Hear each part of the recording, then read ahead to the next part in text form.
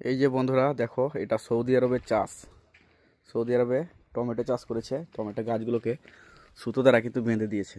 এই যে ফুল ধরেছে, এখন অবশ্য ফল এসেছে কিছু কিছু গাছে, ফুল কিন্তু প্রচুর এসেছে। এটা দীর্ঘদিন থেকে থাকবে। মাটিতে পড়ে গেলে কিন্তু গাছগুলো মরে যায়। তাই গাছ না মরার জন্যে বিশেষ করে এই নেট দিয়ে দিয়েছে ওপরে, যাতে রোদের তাপও খুব একটা না নামে। আর দড়ি বেঁধে দিয়েছে। এই দড়ির মধ্যে কিন্তু উঠতেই থাকবে লতা লতা হয়ে। প্রত্যেকটা গাছে গাছে দেখো দড়ি বাঁধা আছে। আর এদিক দিয়ে ঝিরঝির গাছ আছে। এগুলো কিন্তু প্রচুর খায় সৌদি আরবে। ছাগলে যেরকম খায় সেরকম করে মানুষও খায়, কাঁচা এগুলো ভাতের সাথে খায়। এই যে পাতাগুলো দেখলেই বুঝতে পারবে। দেখো, ধনের পাতা নয় কিন্তু, এটা হচ্ছে ঝিরঝির গাছ। প্রচুর পছন্দ করে। আর টমেটো গাছগুলো কিন্তু অনেকই ফুল ফুটেছে। কিছু কিছু গাছ বসেও গেছে। তো এখানকার চাষ তো এরকম করেই করে। আমাদের দেশেও কিছু কিছু জায়গাতে এরকম করে চাষ করে অবশ্য। যেগুলো সরকারের আয়ত্তে থাকে সেগুলো এরকম করে নেট দিয়ে ঘিরে থাকে, যাতে রোদের তাপ না নামে। গাছে যদি একেবারে রোদের তাপ পেয়ে যায় তাহলে কিন্তু সেরকম গাছ হয় না। সেই জন্য এরকম সিস্টেম। আর সৌদি আরবে তো প্রচুর পরিমাণ রোদ হয়, সেই জন্য এরকম সিস্টেম। এই যে দেখো টমেটো কত সুন্দর এসেছে। এদিক দিয়ে একটা দুটো ধরেছে।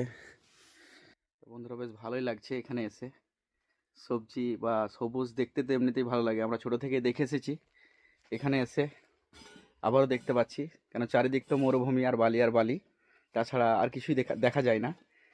এই যে সবজিগুলো দেখছি, জান ভরে যাচ্ছে, যেন মনে হচ্ছে আমাদের দেশের কথা মনে পড়ে এসব দেখলেই আর কি, যে আমরা দেশেই আছি তাই মনে হচ্ছে।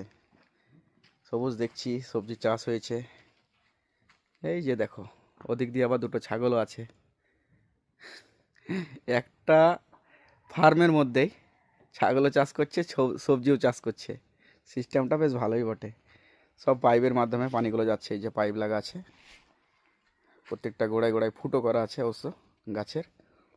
এই যে গাছে গাছে পানিগুলো যাবে, নির্দিষ্টভাবে পানি যায় আর কি, গাছের গোড়াতেই পড়বে পানিটা। এই যে দেখো, এটা ঘুরে দিলেই বেশি পানি পড়বে।